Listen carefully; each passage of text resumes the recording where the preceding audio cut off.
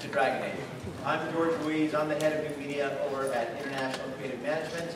I am honored and blessed that I am Felicia Day's agent and I also represent the Guild. I'm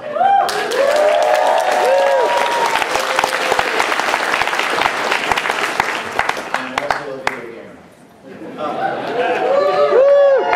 This is primarily the reason I'm up here. So we have a great panel here today to talk about an exciting new show that will be premiering later this year. It's called Dragon Age Redemption. So with us today, we have writer, actor, creator of the Guild in Dragon Age, Felicia Day.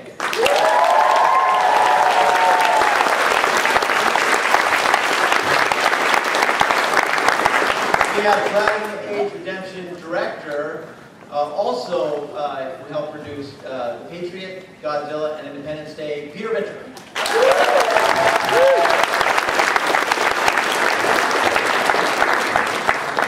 You know him from Hellboy, you know him from Hand of Breath, actor Doug Jones.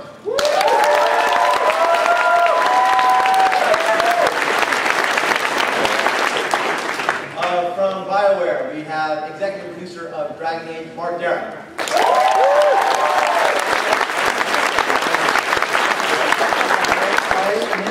We have a man responsible for probably the only games I've ever finished in my adult life. This gentleman has written Star Wars Knights of the Old Republic, Neverwinter Nights, Dragon Age, and Baldur's Gate 2, David Gator.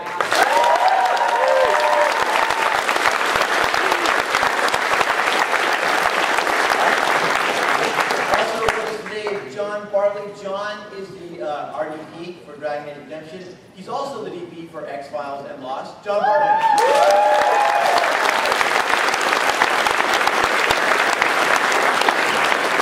We're lucky enough to have a number of members of the cast and crew.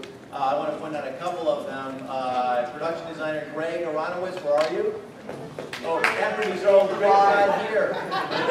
Greg is doing something else at Comic-Con. He's a popular man. Okay, but also the guy who did all the special effects, Bill Mesa, are you here? For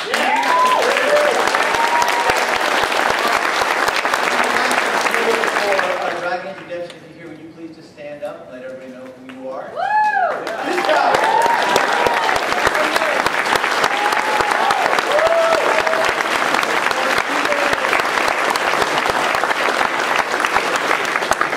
Okay, to start things off, I think we're going to show you a little trailer. It's the sneak peek of Dragon Age Redemption. Are we ready to go? Guys, wait, if you have, okay, so I had to really beg to show a trailer to you guys, so if you would please not film it. You guys saw a collector's edition? I'm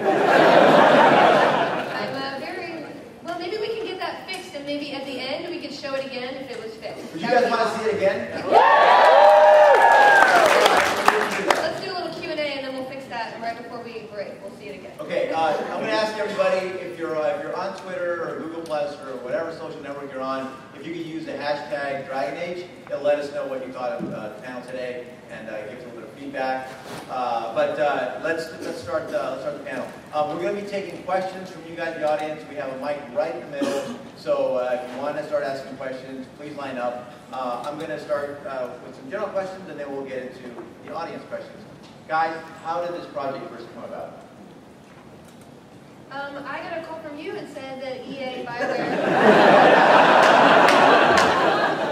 BioWare wanted to work with me on something, and I am a huge Dragon Age fan, so I was like, can I do something with it? And maybe Mark can speak more closely of how things evolved after that. Well, I mean, really, my first memory is my first meeting with you when we. I think you pretty much melted my brain in terms of the amount of Dragon Age lore that you already knew. Before that, it's all a little hazy for me. I think we've been looking to move into this space for a while, and I think this was just an opportunity to do that. So there was a lot of collaboration that turned out between Felicia and the team from BioWare, and I know Dave, you were involved, Mark, you were involved, Richard Wyniak, one of the BioWare executives who's here today, also very involved. Talk about the authenticity, talk about the need for actually trying to stick to the Dragon Age canon. Was that important to you? Yeah, to me, I mean, it's such a rich world. It's like unbelievably layered in a way that I think that's why BioWare games really stand out to me, because the storytelling is it carries you through to the end. You want to really journey with the characters. So I don't do anything lightly. So I literally played it through 2 more times. I read every single blog entry or forum post that David or Mary, one of the other leads, Qunari, one of the writers, did. I mean, I read everything in an OCD horrible way. But you know what? I think it's worth it. Do you ever need a extra writer? I can attest to how obsessed we were, because for a while there, every business meeting that would start would begin with Felicia and I talking about who in the game we had had sex with. And then people would look at us like, you guys are freaks. But that's how I got involved in the game, through your tweeting, and then sucked up 40 hours of my life. Doug, how did you get involved in this project? You come from some big Hollywood films. How did you get involved in a web series? Well, I met Felicia Day here at Comic-Con last year at a party, and we followed each other on Twitter, and then all of a sudden I got a message on Twitter saying, where can I send a script?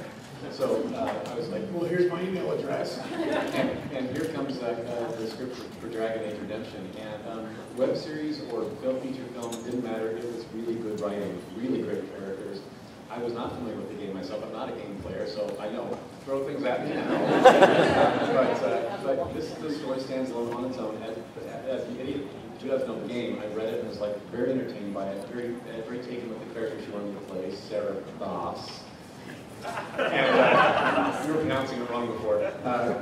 And it was kind of a no-brainer. And to work with Felicia, being a fan first from the Guild, of course, was a big treat for me too. Peter, you got involved pretty early on. How did that come about? Well, Felicia and I have been friends for 8-9 years. Like from a short, like years and years ago, I produced. And since then, she and I have been, we've had like our own little fantasy book club. We read like once or twice a year, and like, oh, have you read this, have you read that? And it was actually right before Comic-Con last year. We had coffee, and I had played Dragon Age because you tweeted about it. Because I was like, oh, she likes it, I'll like it. And so like George, I lost 40 hours of my life. And I just finished the game, and then we just had coffee randomly, and she started saying she was going to do this web series, and what I directed, and she didn't even get to finish the sentence. I was like, oh yes! Because like what Doug says, it's the story, the story that kind of drove me and the world that these guys created. Because I'm not a big shoot 'em up game guy. I need to get involved in the story because I'm a storyteller too. So I like games like that, and I've always wanted to get into fantasy as a filmmaker. So it just felt like a good opportunity. And it doesn't really matter, especially nowadays, like what venue it, whether it's web series, TV, or film. And that's I love this project because I think this project's like a bridge to a lot of that, where web series isn't such a misnomer now. It's like it's a real show, it's a real story. You just follow the story now. That's what's great as a filmmaker. It doesn't matter if it's web series, movies, or TV. You just follow whatever the best story is and however you want to tell it, because you can tell it in any format. It's really great.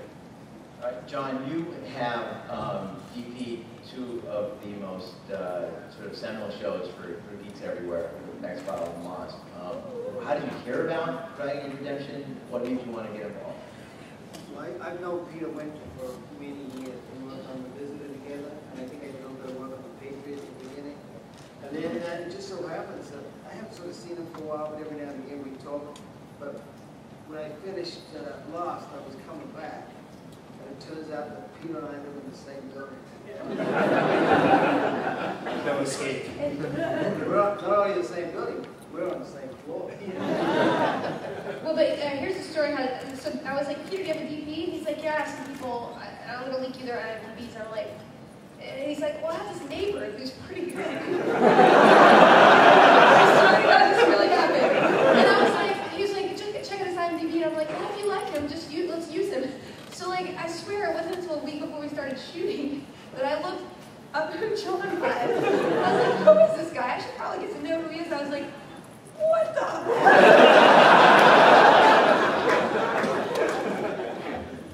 Let's take a moment and talk talk about world building. When I walked onto the set, literally on the last day of shooting, because I'm that kind of agent. She's like, if you don't go, you're fired. I saw a 75-person crew. I saw 3 cameras running at the same time. We were in a big sound stage. I was blown away. I've been on a lot of movie sets and a lot of studios, and I literally walked into a movie set, and that's what it was. It was great. So they clearly had to build a whole new world on a budget. Let's talk a little bit about that. Starting with the script and the writing. David and Felicia, you guys put something together. You wrote the script, but you were closely opposite to David. Well, I didn't work as, I worked with Michael Laidlaw, who With was Michael Laidlaw, another, right. yeah. I mean, David and I just kind of fangirled that one first. A couple times I met him, I started trembling. So that was awkward. And I got an email from Felicia, and I was told that she had some questions, and I was expecting, really general questions. What's a Qunari? No, she had the most detailed questions that have been worthy of being asked on our forums, things that we clearly have not said about the world. And I thought it was really impressive what she put together. It fits so seamlessly into the world. The easily became something that we made for writing and stuff. So it's Wow, that's great. Thanks, David, for talking about my client that way. Okay, so I just got to note that actually Greg Aronowitz, are you here? yeah. Greg, stand up. The production Greg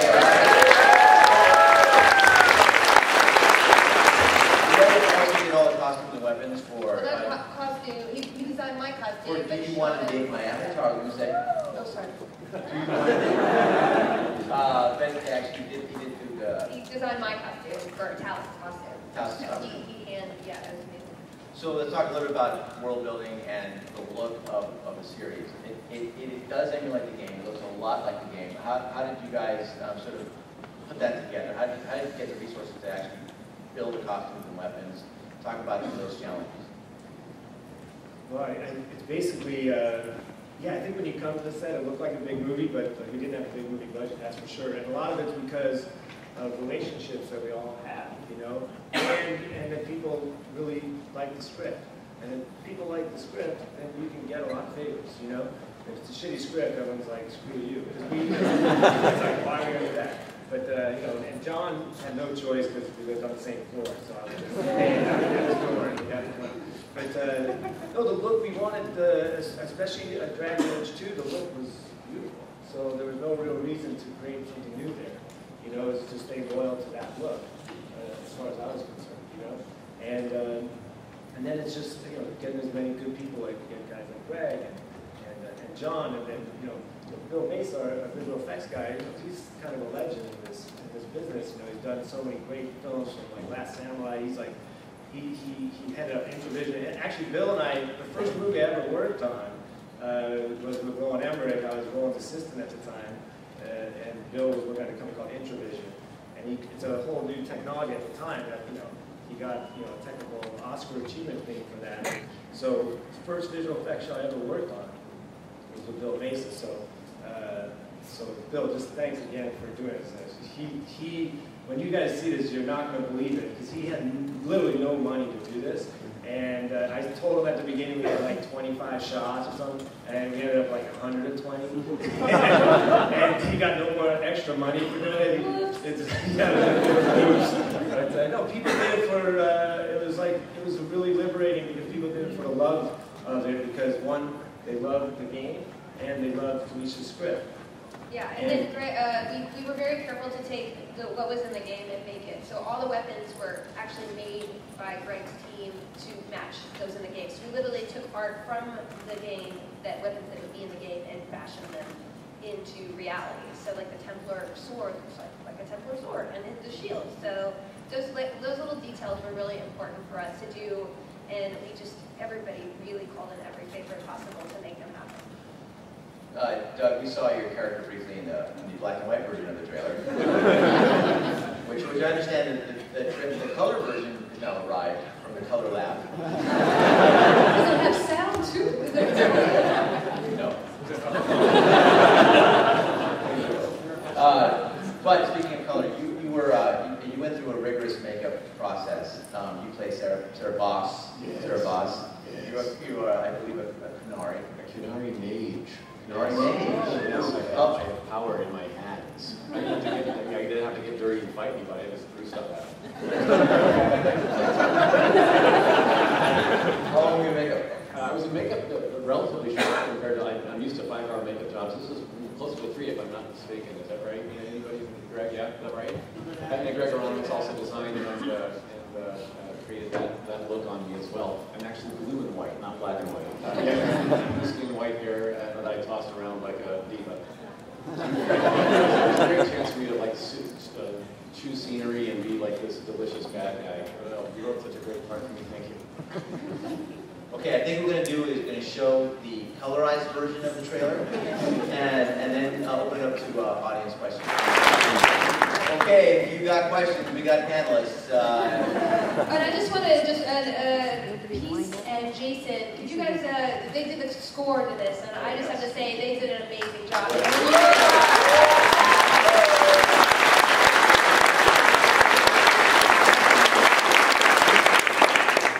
So the mic's in the middle of the room. If you have any questions, please just come up to the mic right in the center with the gentleman that's watching right now. He doesn't have a question. Yeah, he doesn't. Is there absolutely no questions in the audience? Not everybody has Oh, yeah, we have some in the back. Come on up, come on up. I'll ask you questions.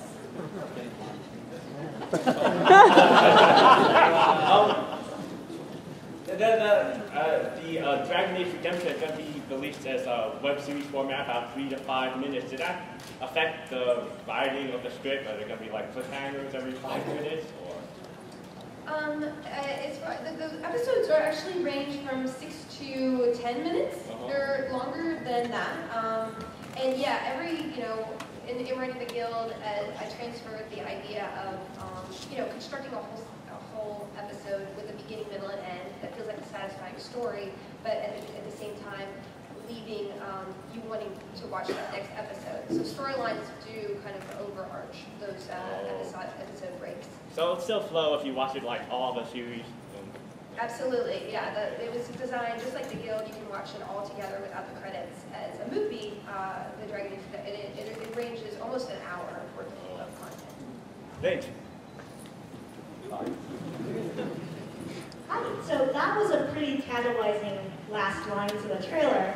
The fan community has loved the Qunari and the air shock, and especially in Dragon Age 2. Can you talk a little bit more about what that culture will play in the series, and if we get to find out more, and maybe Dave can give us a few tidbits?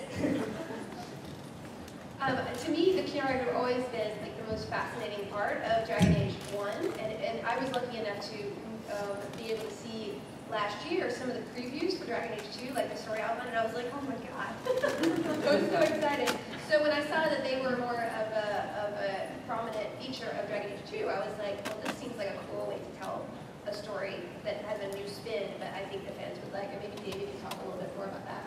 Yeah, the Qunari are by far the most different culture we have in the Dragon Age world, and we certainly went through this process of revealing them by pieces, right? In Dragon Age Origins, you had the character of Sten, who was a singular person who gave a window. Then in Dragon Age 2, you had Shock, and you encounter far more Qunari and learn more about them.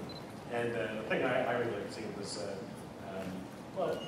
it would be so easy to do the Qunari wrong, to make them seem like they're one-dimensional, or in fact, while they could be an antagonist, they entirely have a mental process that somebody can understand if you interact with them.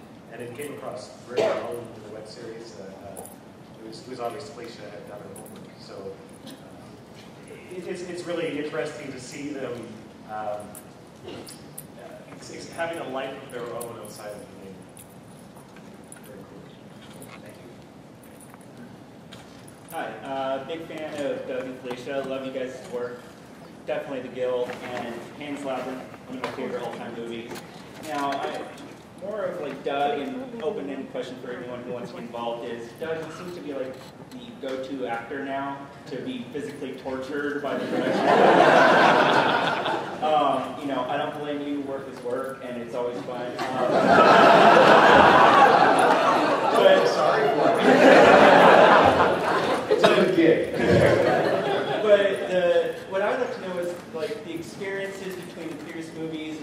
Now, it basically pulled you into being able to do this movie. Obviously, you went through what I think you said, what, 3 hours of makeup and all this. Now, as a production standpoint, how does that help you get into character and build a character? Do you strictly go on just the makeup design, or do you create like your own little background? It will start with the script every time, just like any other actor would do. You find how he plays in with the other characters, what's his heart, his soul, his intention, his fears, all that stuff plays in. And when the makeup process adds another dimension to this style of acting, where you now have a look to work with as well. And I was given lovely long fingernails, so you saw a lot of hand shots in that trailer. Lots to play with. So yeah, the design will often dictate some physicality and some dialogue that isn't verbal, maybe. I have worked with some of the best makeup artists in the world, and this show included. They did a great job with these.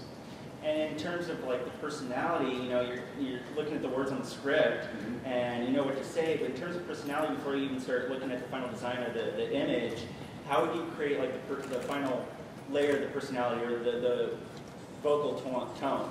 You know, when you're going to project that, do you wait before or after the final makeup design's on you?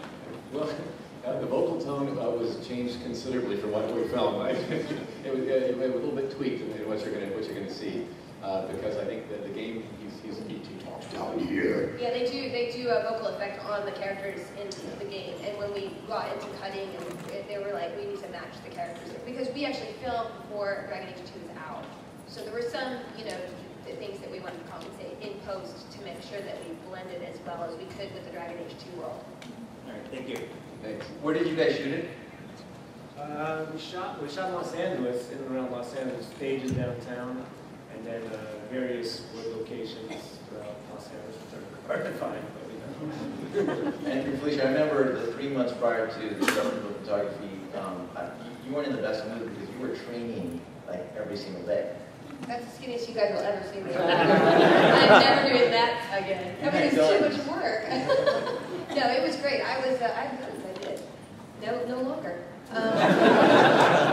Yeah, I took it really seriously, and it was a lot of pressure. I was doing Eureka at the same time that I was finishing the script. We were in pre-production because it was months of work to build these sets and all the weapons on Greg's part. And then we were in pre-production, and I was like, "Get yourself in shape, lady." So it was hours a day of working with Tom Williams, our stunt coordinator, and learning how to, you know, be convincing with the knives. And I also want to say that, you know, just the look, if you look at some of the scenes in the trailer and see, you know, there's smoke and all these amazing kind of scope, that was all Bartley working with the special effects team to really make Malibu look like a New Zealand forest almost. And he did an amazing job with his use of light. There's certain scenes where I'm just like, it looks like a painting. So I just want to thank John for making me praise. I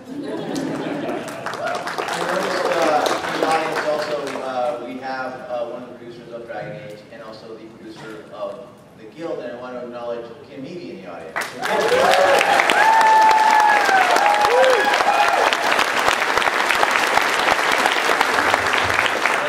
And in front of her is Sandy Perry. Okay, so I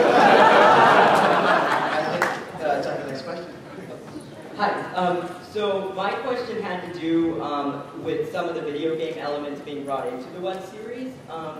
I was wondering, I heard how like there would be Templar armor and the Templar sword. Will some of the popular characters, or like the Mage Tower or the Mage Circle and the Blood Mages possibly be in there? Because I love Blood Mages. Good, you're a Blood Mage aficionado. Did you sleep with Meryl? In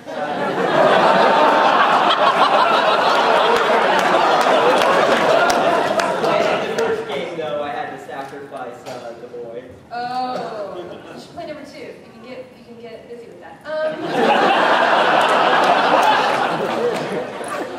You know, some of the limitations of filming and some of the we had to customize some things, but we did, like, there are certain moves. If you'll notice in the trailer, there is a critical strike, you know, the sword double-bladed road move, and we tried to get, you know, various moves in there with the fight choreography, and some of the spells I think we actually worked. Yeah, we did actually.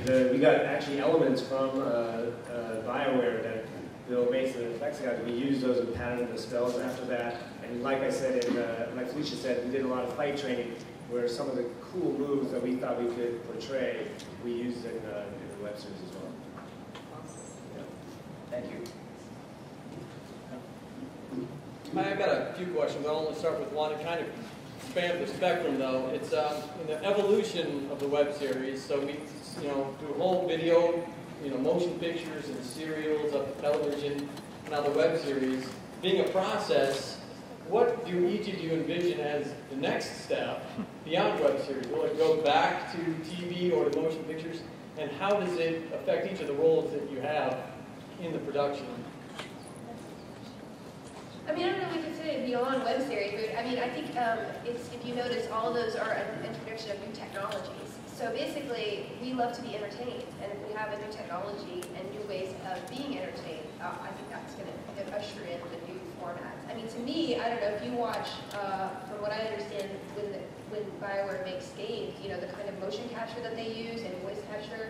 You look at LA Noire, that kind of technology where they're literally capturing an actor performing, and then you're being able to interact with that. I mean, maybe you guys can talk a little bit more about where you think video games are, because I think that's where narrative is going to go.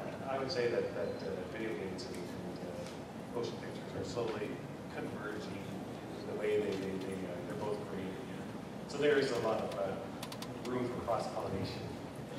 That kind of ties to the second part of my question. I wasn't going to ask, but what do you think? What do you use as a starting point? I mean, we've got video games leading to movies and stories going to video games. Do you just go with what you know and hope for the best? You go with what you know and who you are.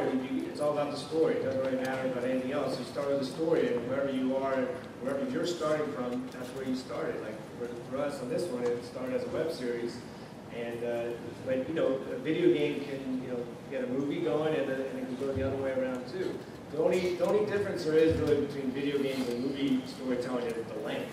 You know what I mean? Because the video game's got to come up with 40 hours of story, where a movie's like 90 minutes, 120 minutes. So, but it all just depends. If like you're a video game guy and you have a story, you're going to probably start with a video game. If you're a movie guy, you're going to probably start with a movie guy. The web series, you're going to probably start there, but where it starts from and where it goes, it can now go pretty much anywhere. I think you should start with naked people, and if the story comes out of it.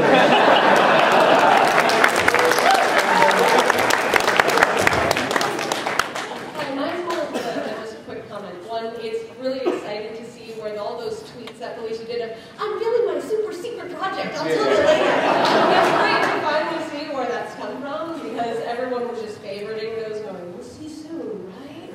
So that's great to see. And secondly, you've already talked about this, but it's also just great to see of what you were talking about, of everyone getting into this project because they knew someone or they liked it. And it was just really cool to see what you did on such a tight budget with the trailer, but just it really kind of shows that you don't need a couple zillion dollars to do something. If you have people who really know what they're doing and really just want to work on it, you can come up with some really good stuff. So that was just a thank you to all of you guys. Thank you.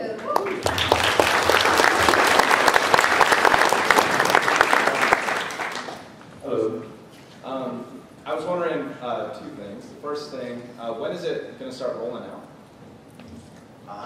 We do not have a release date as of now, but I think Later this year. It's going to be later this year, probably in the early fall. That's what I would project, but I don't tweet that. Cool. Also, I want to say, Felicia, what you were saying about the attention to detail you guys have given, I really appreciate that. Especially because oftentimes, video games and any kind of like TV or movies, they don't have the best track record together.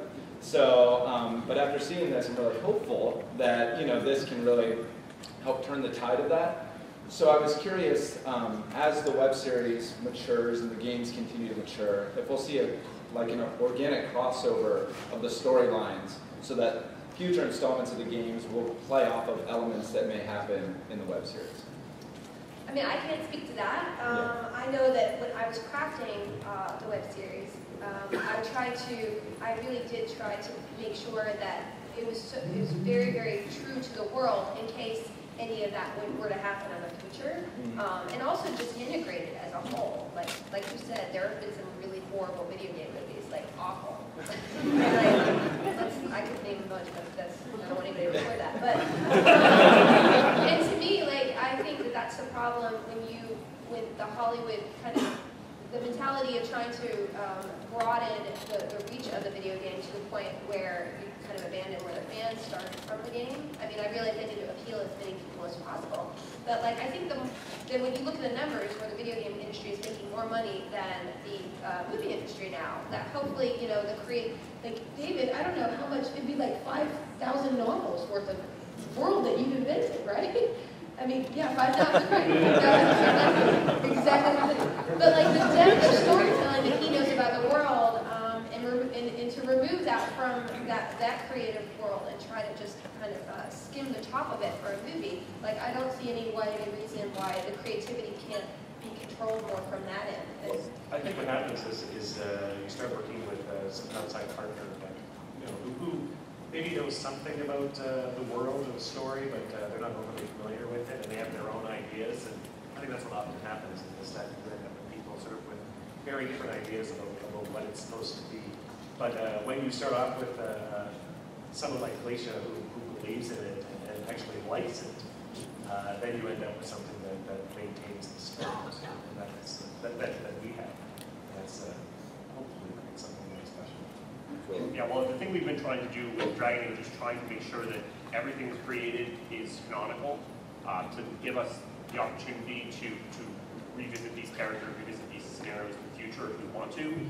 The great thing in this case is that Felicia's been so respectful of the lore and of the IP that that's been much easier thing to do. Awesome. Thank you very much. Right. The danger with being near the end of the line is that you actually answer a lot of the questions already. But let me add a little spin though. It seems to me that good media has the same elements. Just great writing, engaging characters and settings, and passion for the source material. But the difference between some traditional media and this or gaming is the engagement of fans or viewers. So you already answered my question about the possibilities of video games morphing into more movies and then back to video games. But maybe, Felicia, you could specifically answer, did this occur to you with your seasons of the Guild? Did fan input impact how you crafted the episodes to follow in each season?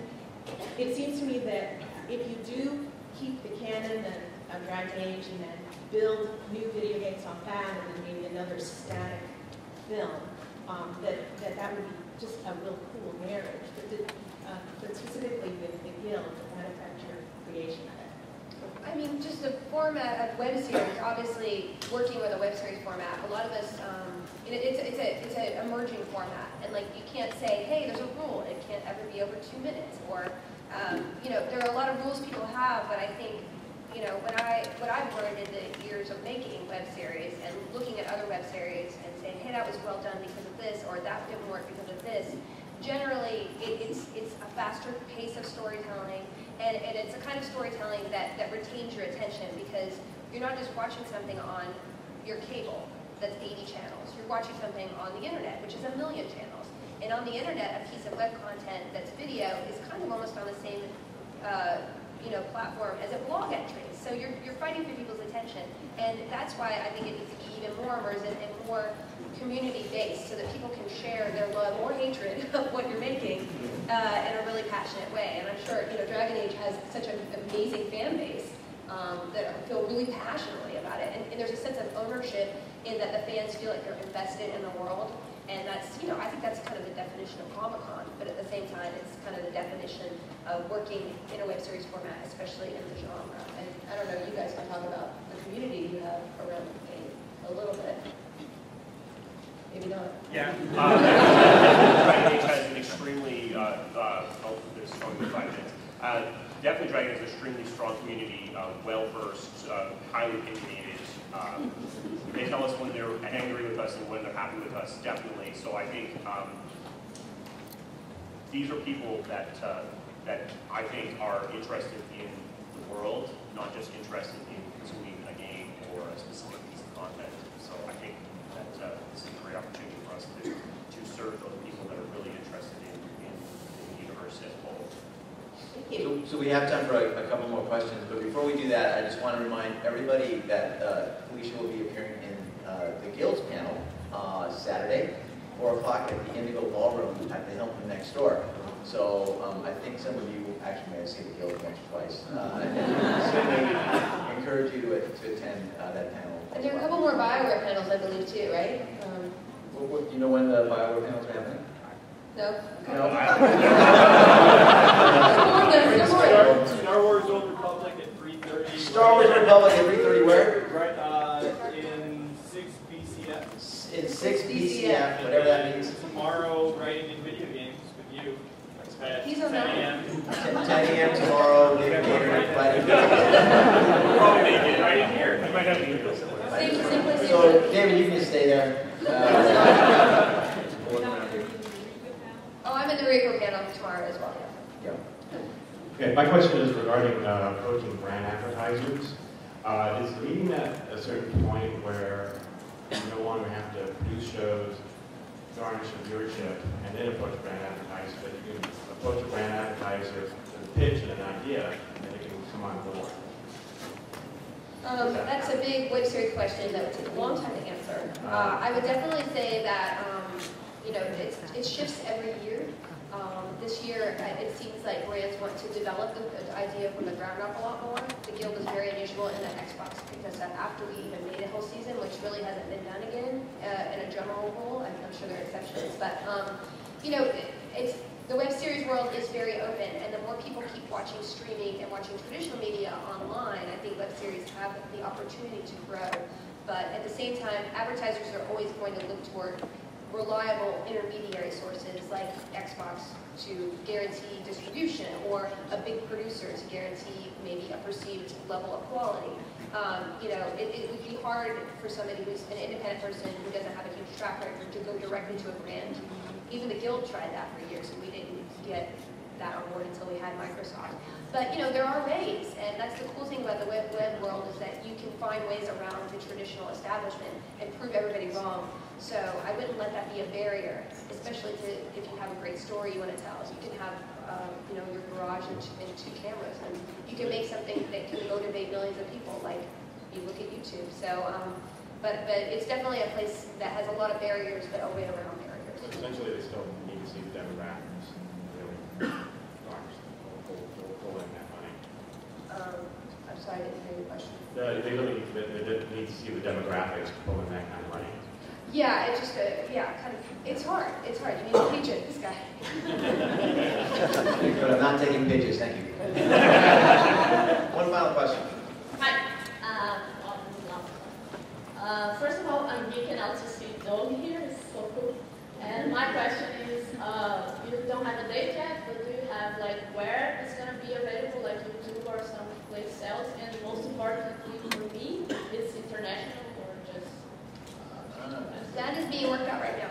Yes. I'm sorry, I can't say anything more specific, but I can definitely say that my personal goal is that as many people watch it as possible, and I'm sure BioWare wants everybody to watch it. Absolutely, yeah. We're trying to get as broad distribution as possible, yes. Yeah. There are people in this room working on that question now.